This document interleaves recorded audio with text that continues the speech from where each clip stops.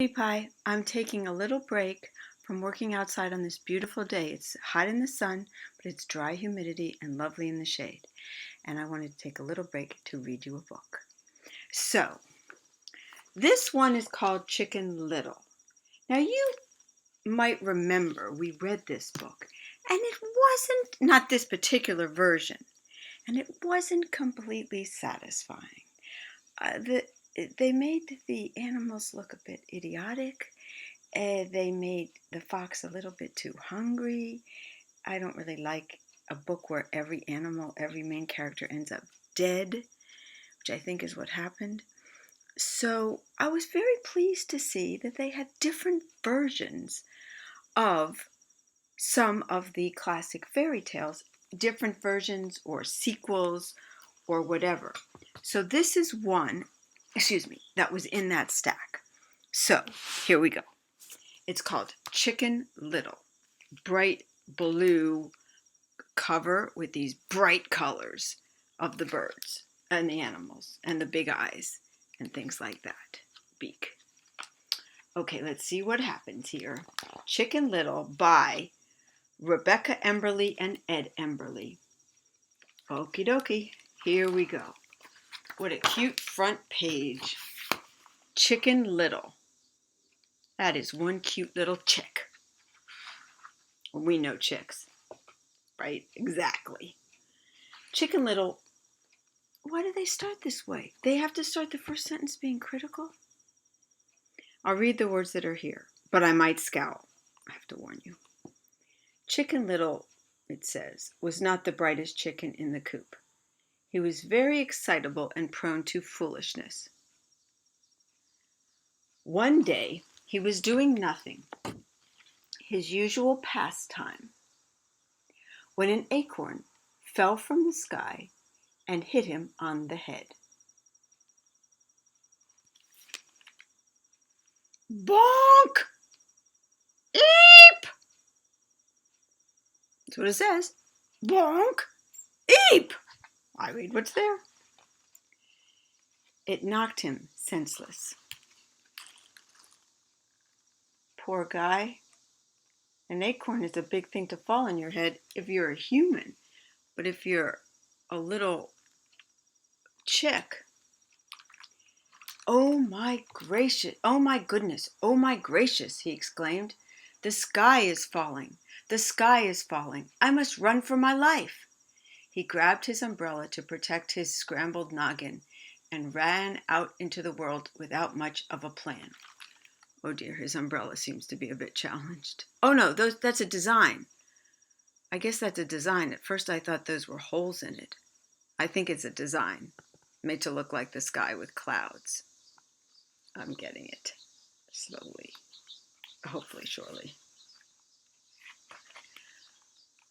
It was not long before he bumped into Henny Penny. Bonk!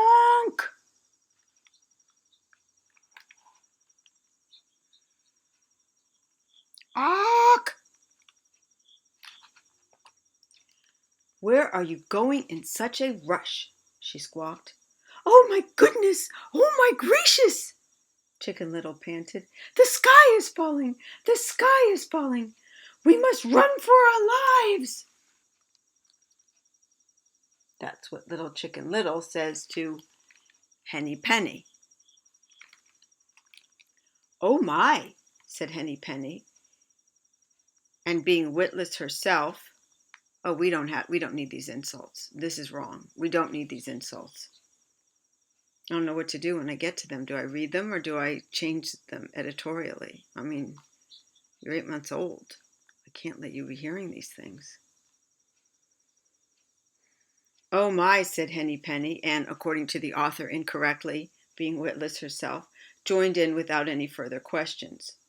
No, wrong. Maybe she was just being polite. Maybe she was just not being critical of the cute little chick who felt worried about that, and she wanted to honor his fear. Did they ever think about that? Evidently not. And off they ran. Within minutes, they ran into Lucky Ducky. Bonk!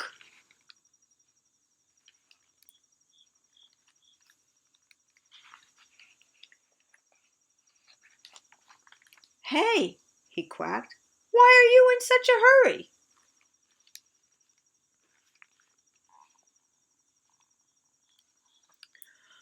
"Oh my goodness, oh my gracious," huffed Chicken Little. "The sky is falling, and we are running for our lives." Henny Penny could not catch her breath, so she said nothing. Not wanting to be left out, Lucky Ducky joined in, and off they ran. And still no plan. I'd like to know what plan the authors think a duck, a chicken, a hen can come up with if the sky is falling. Seriously, what plan? A little bit of judgmental authorship, I'm saying. Momentarily, they ran into Lucy Goosey. In parentheses, the author writes, "Honestly, with names like these, is it any wonder?"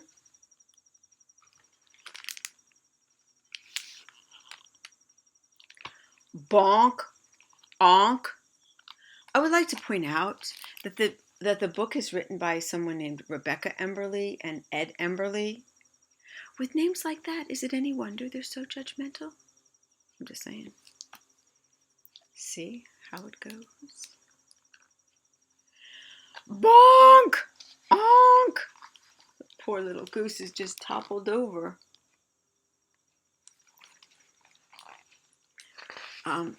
Why don't you watch where you're going? She honked.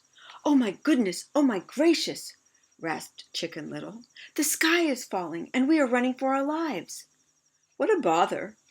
I'd better come with you. What's the plan?" asked the goose. "No time for a plan," they puffed. "The sky is falling." And off they ran. Sounds like a good plan to me. I mean, what other plans might they have if the sky is falling? To launch into orbit to where there would be another sky that wouldn't be falling?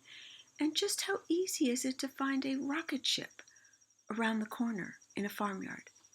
I don't know. I haven't seen one, and I live in a farmyard. Continuing. As it was growing dark, they ran into Turkey Lurkey. Bonk! Look at the little acorn on the umbrella. Oh dear, the Turkey Lurkey is going upside down. Oop! Beautiful pictures, I must say. "How dare you?" he gobbled. What a beautiful, colorful turkey. "Oh my goodness, oh my gracious," croaked Chicken Little. "The sky is falling, and we are running for our lives. No time to explain." And off they ran. Oop, ack, onk, awk, eep, bonk. Soon the anxious little flock grew tired. They were not used to all this running. Then they ran into Foxy Loxy. This is the point where if this was a movie or a TV show, the music would get, what's the word? Well, certainly somber, anticipatory, a bit frightening, and a bit of a build-up. Foxy Loxy, who tends not to be friends with the bird members of the farm flock. But they're very friendly towards him. The 5 of them are just looking at this beautiful fox. Well, he's kind of beautiful, but a bit frightening. My, rumbled the fox. "Where are these little birdies going at such a frantic pace?" Remember, foxes eat these birds, and then they're dead. So it's a bit frightening because, you see, they have beaks and no teeth, and 2 legs, and wings that don't really fly, but short distances. And he has 4 strong legs and very sharp teeth, and many of them. And he's very fast. So it's a bit frightening when he says, "Where are these little birdies going at such a frantic pace?" "Oh my goodness! Oh my gracious!" gasped Chicken Little, who was now quite out of breath. "The sky is falling and we are running for our lives."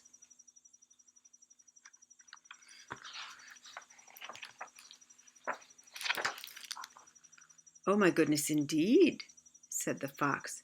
"We must find a place for you to rest. Step into this warm, dark cave where the sky cannot fall on you."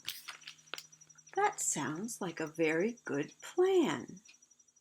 A cave, better than a spaceship, where the sky can't fall on you because it's underground and you'd be protected by the ground and the rocks above. The only problem is, if it's the fox's cave, once they're down there, those sharp teeth might eat him. "Oh, pardon me, it's not a cave. He's talking about his own mouth." "Oh my gosh, I didn't get that. I'm so sorry. I thought he was talking about an actual cave underground." Oh dear.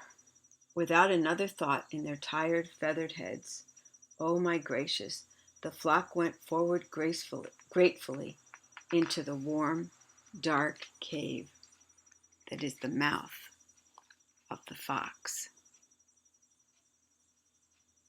Oh, the little Chicken Little, Lucky Ducky, or Ducky Lucky, whatever they called him, Henny Penny,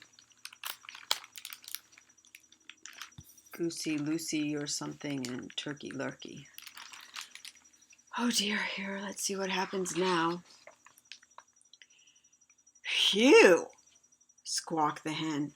"It stinks in here." "And the floor is squishy and wet," quacked the duck. "Uh-oh," gobbled the turkey.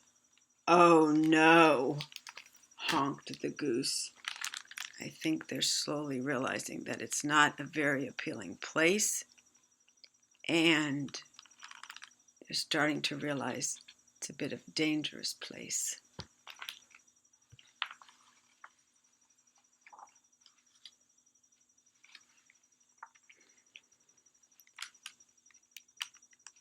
And then, ah, ah, ah. Chew!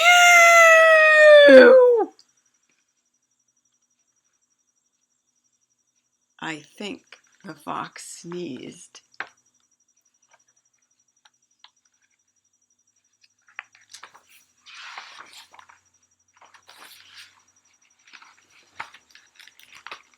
And I suppose they all flew away, is what this is, or ran away. Oop, onk, eep, ack, awk.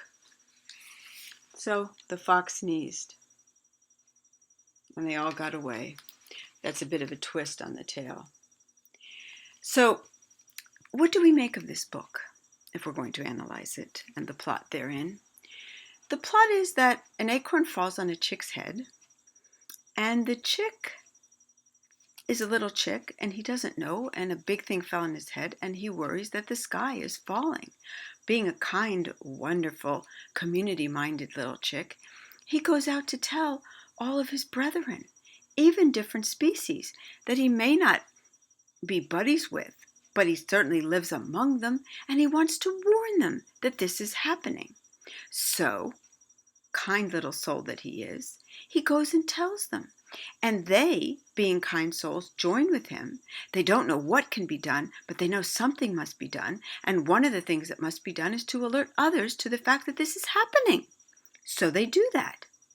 And then they come upon a fox, and being kind souls that they are, they tell the fox, "This is what's happening. You best protect yourself."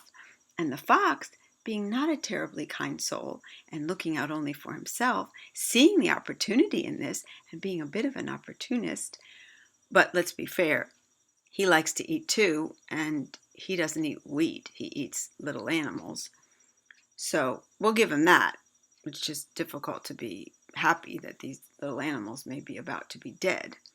But he, very smart, and you kind of have to be if you're going to eat animals, because animals don't want to give you their bodies and their lives for their food. So you got to be pretty shrewd to figure out how.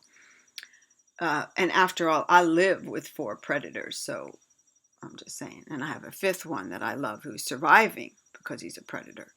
So I'm aware that I'm a little bit, giving a double message here. But accepting all that, the fox, wily indeed, says, "Come inside this cave." Only the cave is his mouth. And he opens his mouth really wide, and they go in, thinking that they're going to be safe from the falling sky, only to discover that it's his mouth, and it smells, and it's squishy, and it's not the environment that they like. So they don't know what's going to happen.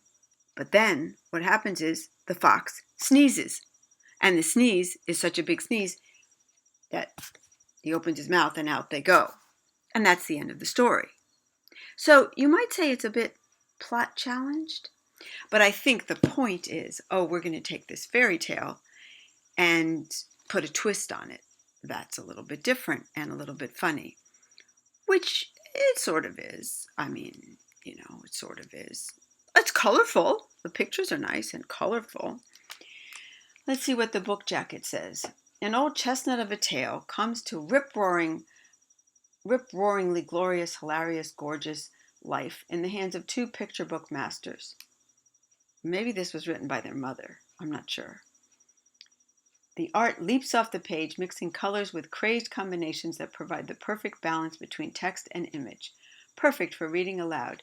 This title is bound to become the favorite version for children and adults alike. Well, I'm glad they liked it this much, and I must say it's a better version than the original version. But I think you and I could do a little bit better. So when you're a little bit older, you and I will write a different version of Chicken Little. Okay? I like that idea. So there you have it.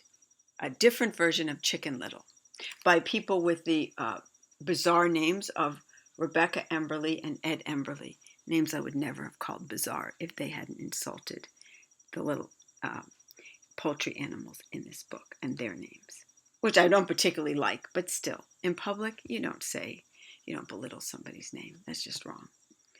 Well, I guess what this shows you is even your Grum can digress even from a book that probably has a total of 40 words in it and make editorial commentary on the editorial commentary of the authors of this little picture book. But, I mean, I love you. And I gotta say what's right there to be said. I can't read this and have you just sort of go through life thinking, this is, we have to measure ourselves and decide how critical we want to be as we go forth in life.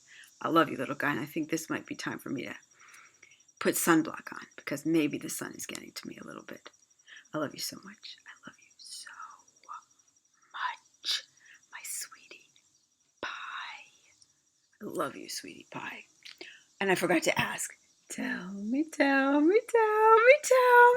what do you think of Chicken Little? One day you will. I love you, sweetie pie. Oh my goodness, 18 minutes. I better sign off. I love you to bits. Bye-bye.